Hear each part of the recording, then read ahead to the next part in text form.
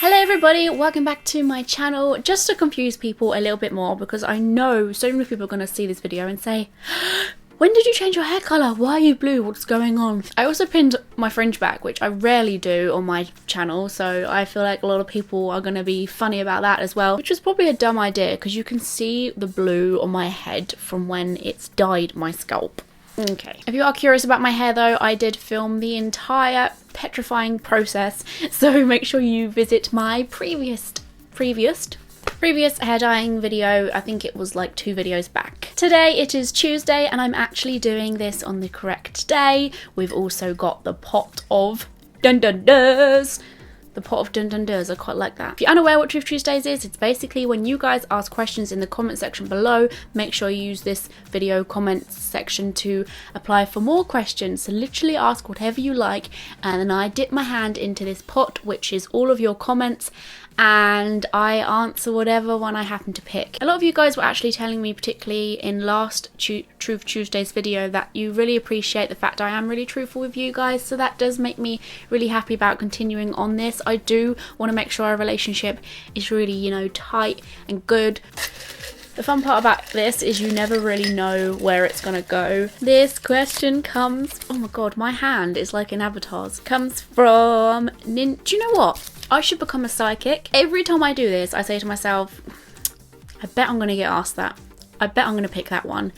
And I do. It's almost as if like someone out there knows the ones I don't want to answer, and my brain makes me subconsciously pick it out because my brain is an asshole. This one's by Ninja Oreos XO, and she asks, here is a question.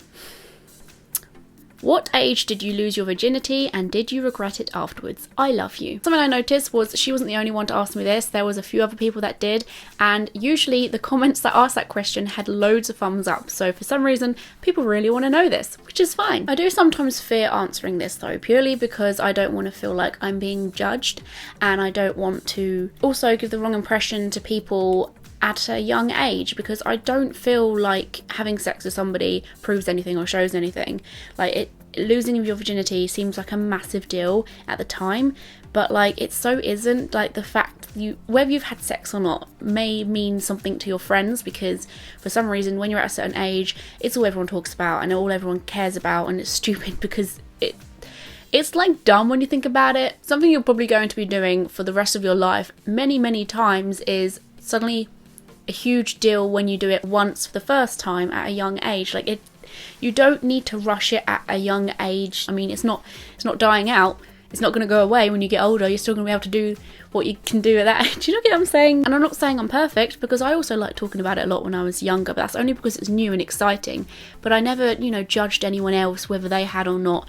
And, you know, sometimes you joke about it as kids, but that was always how far it went. It was never like, oh, I'm not going to associate you as my friend anymore because you're boring, or it wasn't anything ever like that, because I lost my virginity at the age of 15. So I was surrounded by a lot of other people that weren't in the same boat as me, and they hadn't. And I'm not bragging about that, and part of me does want to say to you, I'm not happy with the fact I did that, because when I think about 15-year-olds now, I'm like, Christ, that is so young. But at the time, you do feel a lot older. I don't want to tell you the fact that I regret it, because I don't. Like, part of me feels like I should say that, but I don't want to, because I was in a relationship at the time, and I know 15-year-old relationship, what kind of relationship is that? But we were together for, I think about a year or so, and halfway through that year, we were like, shall we do it? Like, it wasn't a rush. It wasn't something that was being pressurized upon us. He never pressurized me. I never pressurized him. I remember the conversation mainly of him just saying to me when we were coming home from Brighton on the train, like, I think we're ready, and all that. And I was like, do you know what? I think we are too. And I think that's really important, because it doesn't matter what's going on around you. It doesn't matter what's happening in your friendship groups. It doesn't matter what your friends are saying or anyone's saying. If you two are kind of in a position where you're like, yeah, I feel like I know the consequences, I know what I'm doing, I feel comfortable, I'm happy, and I do stress it is very important to be at a legal age, and technically I wasn't, though in a few months' time I would have been. That is why part of me feels like I should say I regret it, because I wasn't. But at the same time, I was very content and happy, and even though we're not together anymore, I still don't regret it. that would be stupid for me to do that, because I was happy at the time and we were with each other for quite a long time. I'm going on a bit of a tangent here, but it's mainly because I don't want any of you guys wanting to know the answer to this, because maybe you're worried and you are concerned about whether you're at an age which isn't acceptable to not be having sex. Like, if this makes anyone feel better, you're probably expecting something a lot better than it actually is. I'm not saying sex is crap and stuff, but afterwards I wasn't like leaving the room and saying, oh my gosh, I'm now a new woman and there isn't any part of you that changes. However, a big part of me did think me and this guy have grown as a couple now and connected in a non-physical way as well as physical. Oh, that's gross, can't believe I just said that. And the relationship did feel so much stronger and better, and if you're in that sort of mindset, I believe you're in a healthy mindset to want to do it, and you shouldn't just do it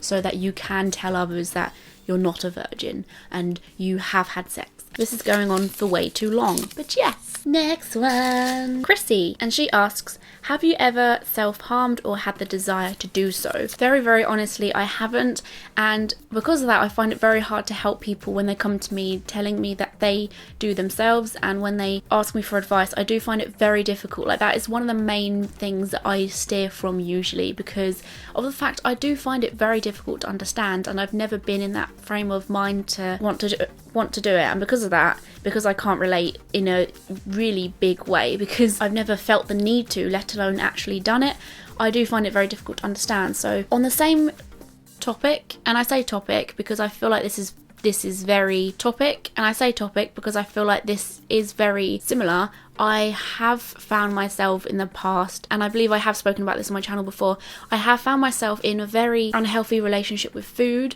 and it's made me view it in a very negative way, and to see it as only like a bad thing, and to almost restrict myself from food, which is a stupid thing to do, because you need that to be healthy, you need that to live, you need that to look nice and to glow. And I got into a point in my life where I felt like maybe I could finally get to what I wanted to look like if I stopped this really stupid, greedy relationship with food. I see it as self-abuse, self-harm, because I was putting my body through harm, banning it from food, because I wanted to feel happier when I looked in the mirror. And it wasn't about the food in the end. Like, I did it up to an extent where I got to a size that I wanted, and I realised I wasn't happy still. Like, I was thinking, why am I losing all this weight, but I'm not any happier? Even though when I looked in the mirror, I knew the weight was coming off and I knew I had a nice figure now, but I was like, hold on, why isn't the happiness coming with it? And that's when I realised it was nothing to do with the food, it was nothing to do with whether I'm moving and exercising more, even though it does make you feel good when you go out and exercise. It's just a really nice feeling you get afterwards when all the endorphins are really high in your body. But it wasn't that in the end. It had to come from in here and here in my heart. And I eventually worked on it as much as I possibly could, learned how to love myself rather than giving myself this perfect figure that would enable someone to love me, which I felt like I would get happiness from. No idea if that was the answer you expected. This question comes from Twitter, which reminds me, you can ask a question through Twitter if you'd prefer it that way. This came from Mike O'Rourke, and he asks, what is your personal purpose in life? What do you hope to achieve, and where do you want to be in life? The ideal goal. Ooh! I think to work out an answer to a question like that, you've kind of got to think about what you wouldn't like to be doing. The first thing that always pops in my head when I hear a question like this is what I'm doing for a living. I would hate to live a life where I am working as something that I'm really not enjoying, and even though it pays the bills and it gives me the money that I need, I would hate to be doing something that I don't at least see a tiny bit of enjoyment for, and there isn't any like passion and enthusiasm for. So I'd love to be doing something creative for the rest of my life, and it doesn't matter how my interests may change down the line. That's fine if I suddenly decide I want to do this and do that. As long as I'm always doing those things, that's cool. Like, I always want to be in a point in my life that I'm currently really enthusiastic about. And I know some of you will say, well, obviously, like, isn't that what everyone's doing? No, I've seen so many people that are stuck in a rut and doing things that they hate because they just have to, and that's life, and that petrifies me. Like, as long as I'm not doing that, I'm perfectly fine. Being settled with somebody is always a big thing to me, but I feel like if I am doing something that literally makes me want to push my head against a brick wall, then I would rather be single and on my own, because keeping my mind happy and active, otherwise I'm just not going to want to be happy and make other people happy. I'm just going to be this thing that's just sat in the corner like rocking about her life, and I wouldn't even be able to love anyone anyway because I'm just sad in general. That got very deep. But yes, I also always, no matter what I'm doing, want to be making people happy for one reason or another. Because I've been into media for so long, a lot of media is about making people happy, because you're making content of some sort, no matter what form of media you enjoy, for other people to make them happy in some way. So I think that's where that's come from. And obviously being on YouTube a lot is a lot to do with entertaining people and keeping them content and happy in some way. I don't like saying happy because then I'm presuming you guys are all happy because of me, and I don't want to be big-headed and say that, but I always want to be helping people out and encouraging people in some way. Next question. I feel like I'm answering all these questions wrong in some weird way, even though they're my answers. So next question comes from, can't open this, Jennifer Matthews. This is an interesting one. What are you most sure about in your life right now? What am I most sure about? Interesting. God, nothing. I'm never sure about anything, actually. I think the most recent time I've said to myself, this is definitely the right decision, was when I finished uni and everyone was asking me what I want to be doing and what I'm ready to do now and what's my next move. I've said the same thing to everyone who's asked me, is that I want to work on my YouTube channel and I want to make more stuff for my YouTube channel. And the great thing about that is YouTube has been something that I've always been sure of, and that is the very reason why I want to continue it now that I've finished uni, because I've got all this time. That is the blessing of having a hobby that you're so sure of. Like I said a minute ago, I joked about it, but I'm never sure of anything, and I'm very and about things, but YouTube's always been that thing that's just like a staple, and it's always been there, and it's never really changed, and like my thoughts about it's never really changed. It's always been something I'm interested in, whether that's me watching YouTube or making content on YouTube. I just have a lot of love for it, basically. And it's something that I've always been sure of since I was very, very young. I love it that much. And it doesn't matter if I'm sure about the fact that I'm going to be on here a long time, because maybe one day my channel will just dry out and die, who knows. I'm not saying that I'm sure of the fact that my channel is successful enough to do full time with, but I am sure of putting all this effort and time I put into it is worth it.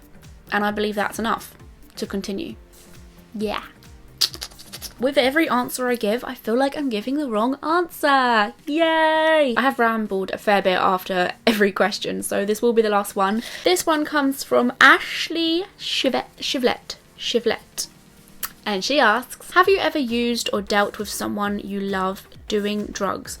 What is your outlook? My outlook on drugs. I've never really, when it comes to drugs, like my only experience with it is marijuana, and I've always believed for quite a while it shouldn't be illegal for many reasons. I don't know whether I should get into it on this video, but medical marijuana is very, very important, and it baffles me that a plant which has many benefits for pain relief, etc, etc, once again I'm not going to go into it, is illegal. That's crazy, but that's the only form of experience I can give you when it comes to drugs, because I've never really been about drugs, if I'm honest. They scare me. I don't like the thought of anyone who I'm close with using them, simply because I just don't want anything bad to happen to people. Like, I'm a paranoid wreck as it is when it comes to loved ones. I'm like, please don't hurt yourself, please don't do something stupid.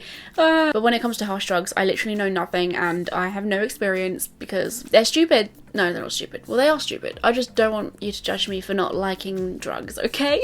And yes, I have had some experience with a loved one taking an interest into drugs and using drugs, and it's one of those things where I just feel really worried about standing up and speaking out and saying, I don't want you doing that, and I feel uncomfortable about you doing that, because they're supposedly so sure that they're doing it in a safe way, and they're doing it because it's fine and everything's great and grand, and I'm just sat there thinking, no, it's not me. But I've never had someone being out of control with it and being addicted to it. I've just known them to take it, and that makes me feel uncomfortable as it is. If I knew they were starting to get really addicted to it and wanting to take it all the time, then I definitely would take a stand, and I would be like, I know what you're doing, I don't support this, and I'm not happy with the fact you're doing this, and I honestly will be really blunt and like harsh about it and just be like, I don't want anything to do with you and this if this is what you are going to continue doing. I'd offer support, of course, but if they refuse that, then I won't take it lightly and I won't be friendly. I look nice and cheery on video, sure, but I will turn into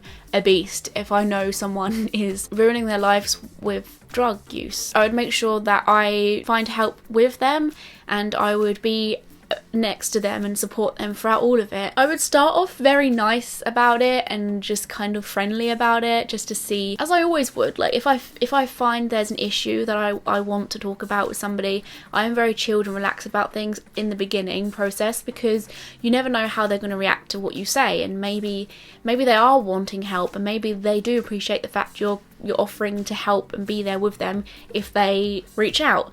And if they don't, and if they refuse to help, then that's when you kind of got to get a little bit more stern and maybe offer them a few options that they can take which are available to help them with the process of coming off drugs. But the problem with anything like that is usually the fact that they don't actually know that they're doing harm, and they don't actually realise that they are addicted. And once they do, they're more likely to ask for help and say, yeah, I actually need help. So I think the best thing you could do in that situation is to make sure that you're not making it seem as if it's you versus them. It's more like you trying to help and support them and be there and tell them that it is going to be difficult, but they can change their life around, and the chances are they're not happy with the fact that they do have to rely on drugs. And if you offer them the little bit of hope to say that that can be changed and things can change and things can be better than they are now, then perhaps they will listen. Thank you everyone for your questions. This one was very good. Keep them coming. I love the deep and personal questions that you're cooking up in the comment section, so keep them churning in. All you need to do is scroll down there, type one out, hit send, and you may be featured in a new Truth Tuesday. I will see you guys for my next video, which will be in 2 days time, so I'll see you the day after tomorrow. Thank you so much for watching, I really appreciate it. But in the meantime, you can follow me on all my social media. I've got Twitter, Facebook and Instagram, and we can chat on there. Thank you for watching, guys. Bye!